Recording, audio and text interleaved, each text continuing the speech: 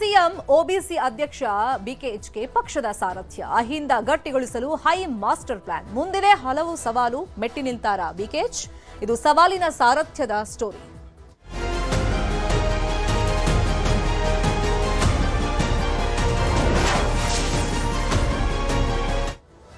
ಜಾತಿ ಸಮೀಕರಣದ ಆಧಾರದಲ್ಲಿ ಈಗ ಪಕ್ಷದಲ್ಲಿ ಸೂಕ್ತ ಸ್ಥಾನಮಾನವನ್ನ ನೀಡಲಾಗಿದೆ. ಕಾಂಗ್ರೆಸ್ ಅಲ್ಲಿ ಒಕ್ಕಲಿಗ ಮುಖ್ಯಮಂತ್ರಿ ಆದರೆ ಒಬಿಸಿ ಅಧ್ಯಕ್ಷ ಸೂತ್ರವನ್ನ ಹೈಕಮಾಂಡ್ ಇಲ್ಲಿ ಅನುಸರಿಸಿದೆ.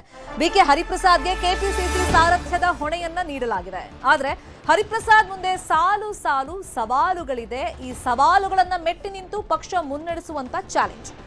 ಮೊದಲ ದಿನದಿಂದಲೇ ಬಿಕೆ ಹರಿಪ್ರಸಾದ್ ಬಹಳಷ್ಟು ಆಕ್ಟಿವ್ ಆಗಿದ್ದಾರೆ. ಎಲ್ಲರನ್ನೂ ಒಗ್ಗೂಡಿಸಲು ಹರಿಪ್ರಸಾದ್ ಕಸರತ್ತನ್ನ ಮಾಡ್ತಾ ಇದ್ದಾರೆ. ಪಕ್ಷದಲ್ಲಿ ಆಂತರಿಕವಾಗಿ ಸಾಕಷ್ಟು ಭಿನ್ನಮತ ಇದೆ. ನಾಯಕತ್ವ ಬದಲಾವಣೆಯಿಂದ ಅದಿನ್ನು ಬಹಿರಂಗ ಆಗ್ತಾ ಇಲ್ಲ. ಹಂಗಾಗಿ ಆ ಭಿನ್ನಮತ ಶಮನಗೊಳಿಸುವಂತ ನಿಟ್ಟಿನಲ್ಲಿ ಅಹಿಂದ ವರ್ಗವನ್ನ ಒಗ್ಗೂಡಿಸೋದು, ಬಣ ರಾಜಕೀಯಕ್ಕೆ ಮದ್ದನ್ನ ಅರಿಬೇಕು, ಇನ್ನೊಂದ್ ಕಡೆ ಪ್ರತಿಪಕ್ಷವನ್ನ ಸಮರ್ಥವಾಗಿ ಎದುರಿಸಬೇಕು, ಸಡ್ಡನ್ನ ಹೊಡಿಬೇಕು.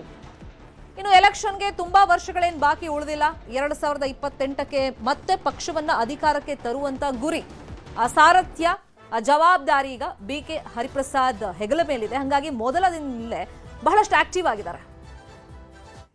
ಹೋರಾಟವನ್ನು ಅವ್ರು ಮಾಡುವಾಗ ಅವ್ರಿಗೆ ನಾವು ಶಕ್ತಿ ತುಂಬಬೇಕಾದ್ರೆ ನಾವು ಸಹ ರಸ್ತೆಗಿಳಿದು ಹೋರಾಟ ಮಾಡಬೇಕು.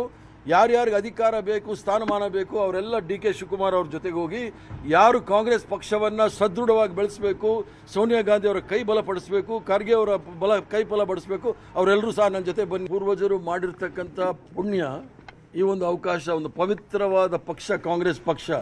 ಯಾಕಂದರೆ ಸಹಸ್ರಾರು ಜನ ಪ್ರಾಣಾರ್ಪಣೆ ಮಾಡಿ, ಲಕ್ಷಾಂತರ ಜನ ತ್ಯಾಗ ಮಾಡಿ ಈ ಕಾಂಗ್ರೆಸ್ ಪಕ್ಷವನ್ನು ಸ್ಥಾಪನೆ ಮಾಡಿದ್ದಾರೆ. ಈ ಒಂದು ಪವಿತ್ರವಾದ ಸಂಘಟನೆಯನ್ನು ಆದಷ್ಟು ಪವಿತ್ರವಾಗಿ ಮುಂದೆ ತೆಗೆದುಕೊಂಡು ಹೋಗ್ತಕ್ಕಂಥ ಶತಪ್ರಯತ್ನವನ್ನು ಮಾಡ್ತೇನೆ. ಎಲ್ಲ ಕಾರ್ಯಕರ್ತರಿಗೂ ಸಹ ಭರವಸೆ ಕೊಡ್ತೇನೆ, ನಾನು ಅವ್ರ ಜೊತೆ ಇದ್ದೀನಿ, ಅವ್ರಿಗೆ ಏನೇ ಆದ್ರೂ ಸಹ ಅವ್ರ ಜೊತೆ ಇದ್ದೀನಿ ಅಂತ ಹೇಳಿಕೆ ಇಚ್ಛೆ ಪಡ್ತೀನಿ. ಹೋರಾಟವನ್ನು ಅವ್ರು ಮಾಡುವಾಗ ಅವ್ರಿಗೆ ನಾವು. ಇನ್ನು ಡಿಸಿಎಂ ಪರಮೇಶ್ವರ್ ಅವರು ಕೆಪಿಸಿಸಿ ಅಧ್ಯಕ್ಷ ಹರಿಪ್ರಸಾದ್ ಅವರನ್ನ ಭೇಟಿಯಾಗಿದ್ದಾರೆ. ಬೆಂಗಳೂರಿನ ಹರಿಪ್ರಸಾದ್ ನಿವಾಸದಲ್ಲಿ ಭೇಟಿಯಾದಂತ ಪರಂ ಕೆಪಿಸಿಸಿ ಅಧ್ಯಕ್ಷರಾಗಿ ಆಯ್ಕೆಯಾಗಿದ್ದಕ್ಕೆ ಶುಭ ಹಾರೈಸಿದರು. ಅಧಿಕಾರ ಬೇಕಾಗಿದ್ದವರು ನನ್ನ ಜೊತೆ ಬನ್ನಿ, ಪಕ್ಷವನ್ನ ಬಲಪಡಿಸುವಂತ ನಿಟ್ಟಿನಲ್ಲಿ ನನ್ನ ಜೊತೆಗೆ ಬನ್ನಿ.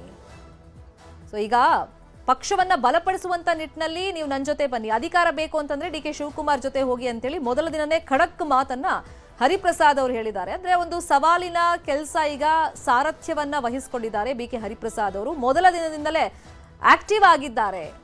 ಒಂದೊಳ್ಳೆ ಅವಕಾಶಕ್ಕೋಸ್ಕರ ಅವರು ಕೂಡ ರಾಜ್ಯದಲ್ಲಿ ವೇಟ್ ಮಾಡ್ತಾ ಇದ್ರು. ಆ ಅವಕಾಶವನ್ನ ಈಗ ಹೈಕಮಾಂಡ್ ಕಲ್ಪಿಸಿಕೊಟ್ಟಿದೆ. ಅದನ್ನ ಮುಂದೆ ಯಾವ ತರ ಕ್ಯಾರಿ ಮಾಡ್ತಾರೆ ಅನ್ನೋದು ಈಗಿರುವಂತ ಕುತೂಹಲ. ಇದೇ ವಿಚಾರವಾಗಿ ಇನ್ನಷ್ಟು ಡೀಟೇಲ್ ಆಗಿ ಇನ್ಫಾರ್ಮೇಶನ್ ಕೊಡ್ತಾ ಹೋಗೋದಕ್ಕೆ ನೇರ ಸಂಪರ್ಕದಲ್ಲಿ ಕನೆಕ್ಟ್ ಆಗಿದ್ದಾರೆ ನಮ್ಮ political bureau reporter Krishna. B K Hariprasad ಅವರ ಹೆಗಲಿಗೆ ಕೆಪಿಸಿಸಿ ಸಾರಥ್ಯ ವಹಿಸಿದ ಬೆನ್ನಲ್ಲೇ ತುಂಬಾ ಆಕ್ಟಿವ್ ಆಗಿದ್ದಾರೆ. ಆಲ್ರೆಡಿ ಖಡಕ್ ಮಾತುಗಳನ್ನ ಆಡ್ತಿದ್ದಾರೆ. ಹಿಂದೆನೂ ಸಾಕಷ್ಟು ಖಡಕ್ ಮಾತುಗಳನ್ನ ಆಡ್ತಾ ಇದ್ರು, ಅದಕ್ಕೆ ಪ್ರಖ್ಯಾತಿ ಅವರು ಇಲ್ಲ ಅಂತಲ್ಲ. ಬಟ್ ಈಗ ಪಕ್ಷವನ್ನ ಬಲಪಡಿಸುವಂತ ನಿಟ್ಟಿನಲ್ಲಿ ಅಧಿಕಾರವನ್ನ ಹಿಂದಿಟ್ಟು ಪಕ್ಷ ಸಂಘಟನೆ ವಿಷಯವಾಗಿ ಯಾವ ತರ ಒಂದು ಕರೆಯನ್ನ ಕೊಟ್ಟಿದ್ದಾರೆ.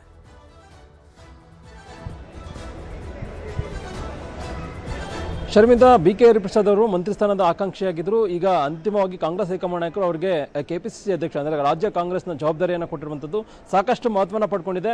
ಬಿಕೆ ಹರಿಪ್ರಸಾದ್ ಅವರು ವಿರೋಧ ಪಕ್ಷದ ನಾಯಕರಿಗೆ ಟೀಕೆಗೆ ಗುರಿಯಾಗಿರುವಂಥ ವಿಚಾರ ಏನು ಅಂತಂದರೆ, ಅವರು ಚುನಾವಣಾ ಕಣದಿಂದ ಅಂದರೆ ಜನರಿಂದ ಆಗೋದಕ್ಕೆ ಆಗೋದಿಲ್ಲ ಅವರಿಂದ ಅನ್ನುವಂಥದ್ದು. ಅಂದರೆ ಅವರು ಗೆದ್ದು ಬರೋದಕ್ಕೆ ಸಾಧ್ಯವಿಲ್ಲ, ಆದರೆ ಸಂಘಟನಾತ್ಮಕವಾದಂಥ ಶಕ್ತಿ ಇದೆ ಅನ್ನೋ ಮಾತನ್ನು ರಾಜ್ಯದ ಕಾಂಗ್ರೆಸ್ ನಾಯಕರು ಸಾಕಷ್ಟು ಬಾರಿ ಕೂಡ ಹೇಳಿದ್ದಾರೆ. ಹಾಗಾಗಿನೇ ಕಾಂಗ್ರೆಸ್ ಹೈಕಮಾಂಡ್ ನಾಯಕರು ಅವರು ಬೇರೆ ಬೇರೆ ರಾಜ್ಯಗಳು ಕೂಡ ಸಂಘಟನಾತ್ಮಕವಾಗಿ ಕೂಡ ಕೆಲಸವನ್ನು ಕೂಡ ಮಾಡಿರುವಂಥದ್ದು. ಅದ್ರ ಜೊತೆಗೆ ವಿಶೇಷವಾಗಿ ಅವರದೇ ಆದಂತಹ ಒಂದು ತಂತ್ರಗಾರಿಕೆ ಮತ್ತು ಸಾಮರ್ಥ್ಯ ಮತ್ತು ಶಕ್ತಿ ಕೂಡ ಇರುವಂಥದ್ದು. ಹಾಗಾಗಿ ಈಗ ಕಾಂಗ್ರೆಸ್ ಹೈಕಮಾಂಡ್ ನಾಯಕರು ಅವರಿಗೆ ಕಾಂಗ್ರೆಸ್ ಪಕ್ಷದ ಜವಾಬ್ದಾರಿಯನ್ನು ಅವರ ಹೆಗಲ ಮೇಲೆ ಹಾಕಿದ್ದಾರೆ.